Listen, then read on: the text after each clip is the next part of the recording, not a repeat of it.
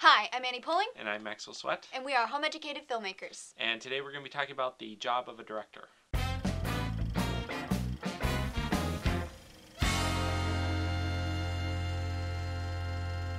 My friend Max here is a director, cinematographer, VFX artist, and a really good friend of mine, and we often co-direct on our projects together. So I just thought it would be fun to kind of talk through what exactly it is a director does on a project. So I guess my question is, when you were first starting out in filmmaking, what did you think a director did? What did you do as a director? Well, when I started out, I did, on my films, I did about 90% of the work. I would do everything from writing and figuring out the costumes and things like that to... Well, you shot most of them. Yeah, I shot them, or I directed whoever was operating the camera.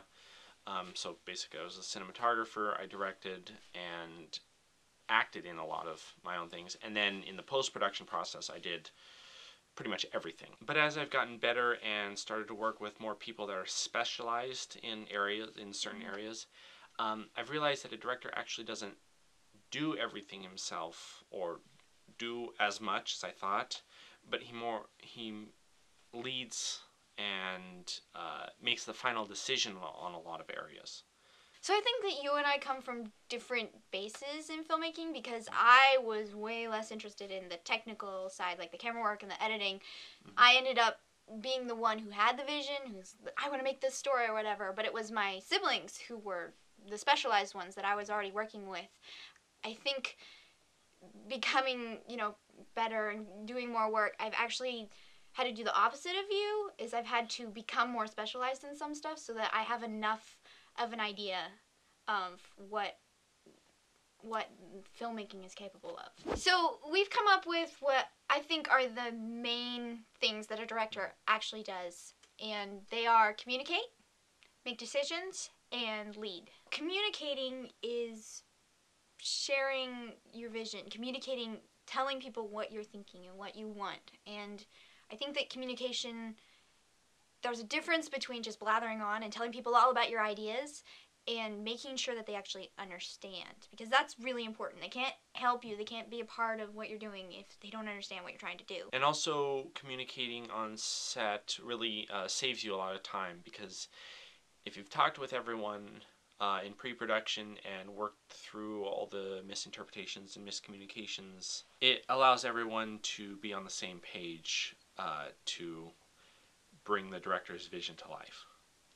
With communicating, that has always come really naturally to me. I just, I like talking, and I talk to people all the time, and I tell people what I'm thinking and my ideas for no particular reason, just because I want to tell people. So that's never been difficult for me. It has been for me because I'm more of a visual director. It's like my films that I've made, I focus on what they look like and not so much the story. And since it's always been me and my brother and my mom, I haven't needed to communicate as much. I've more often just gone and done it myself, since it was me doing most of the work. I've had to work at learning extra skills in communication, especially since I've been working with a lot more people. I found that some of the things that help are storyboarding and shot listing and writing things down, and if those don't work, like showing someone on a smaller scale, like shoot a small, like take pictures or shoot something like with Legos or something like that. Yeah, and those are some things that I'll be talking about a little bit more in later episodes about pre-production. As a director, you're constantly being bombarded by decisions that you have to make. Everyone is asking you, where should the camera be? Where should the actors be? What color should this be? Should we eat lunch? Are we ready to go yet? Where's the tapes? It's crazy how many different, everything that you have to make decisions on. Yeah, and a lot of the time, it's like a big decision that you have to make right now with very, very little time to think about it. Yeah. The sun's going down. Should we shoot this scene or this scene? This one has been my curse. I'm horrendous at making decisions. Mainly because there's just so many decisions. And I care about some things, but some things it's just like, I don't care. And actually, that's one of the things I'm good at is making decisions, because I usually have a very clear picture in my head of what I want. For me, getting better at decision making has been about having a clear vision of what I want in my head. And I work on that before we get to a shoot, and while we were preparing for a shoot, I'm working on figuring out exactly what I will want. So that when I am bombarded by a bazillion questions, I actually have answers for all of them. And also, as a director, you can't have every answer in your head. Sometimes something comes up that is unexpected. And that's where you need to either trust your instinct or trust, if the person who's asking has a different idea, to trust them and their idea. Yeah, to always be open to other people's ideas. And that's the director's job.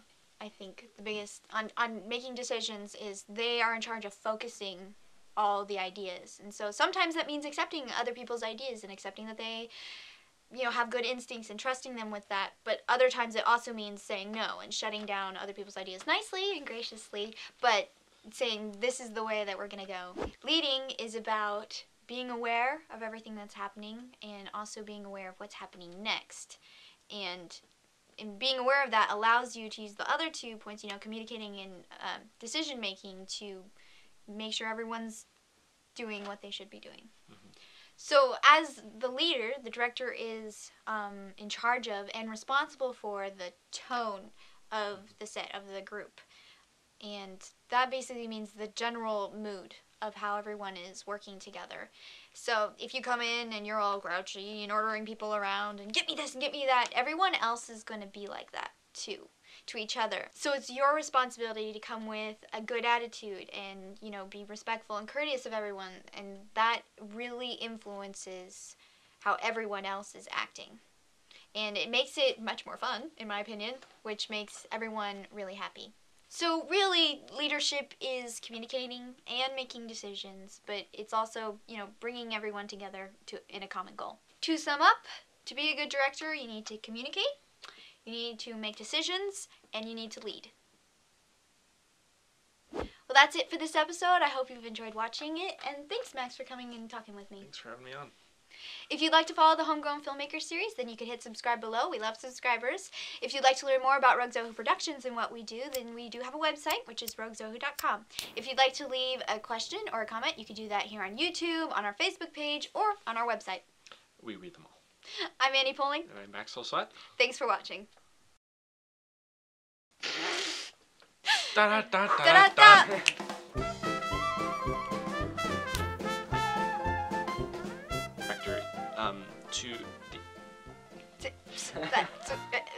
Communicate, make decisions, and lead. Wow. Wow. Yeah, likes. Okay. Like. Sorry. Oh my gosh. Oh my gosh, I say like way too many times. Why? Like, I don't know. You said acking you instead of asking. Yeah. Okay. I will act you something. Do do do do do do do do do.